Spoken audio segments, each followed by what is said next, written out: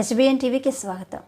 తెలంగాణ రాష్ట్ర పంచాయతీరాజ్ గ్రామీణ అభివృద్ధి నీటి సరఫరా శ్రీ శిశు సంక్షేమ శాఖ మంత్రి దనసరి అనసూయ సీతక్క ఆదేశాల మేరకు జిల్లా కాంగ్రెస్ పార్టీ అధ్యక్షులు పైడాకుల అశోక్ ఈరోజు కన్నాయిగూడెం మండలం బుట్టాయిగూడెం గ్రామంలో ముఖ్య కార్యకర్తలతో ఏర్పాటు చేసిన సమావేశంలో కాంగ్రెస్ పార్టీ మండల అధ్యక్షులు ఎండి అఫ్సర్ పాషా, మండల కాంగ్రెస్ పార్టీ ఇన్ఛార్జ్ జాడి రాంబాబు మాట్లాడుతూ ఈరోజు పని కట్టుకుని బీఆర్ఎస్ పార్టీ నాయకులు ఎక్కడికక్కడ గాంధీ విగ్రహాల దగ్గర వినతి పత్రాలు అందజేయడం నిజంగా సిగ్గుపడాల్సిన విషయం.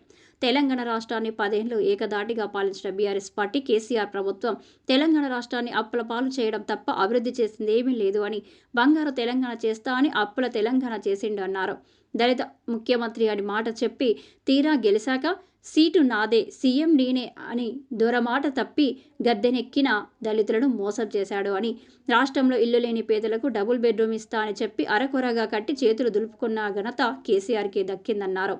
రైతన్నలకు ఉచితంగా ఎరువులు, యూరియా పంపిణీ చేస్తా అని రైతన్నల నడ్డి విరిచిన చరిత్ర మీది కాదా అని, 10 ఏళ్ల కాలంలో ఒక్క గ్రామ సభ పెట్టకుండా, ఒక్క కుటుంబానికి కూడా రేషన్ కార్డు ఇవ్వకుండా, ఎలాంటి సంక్షేమ పథకాలు అందకుండా చేసింది మీరు, మీ ప్రభుత్వం కాదా అన్నారు.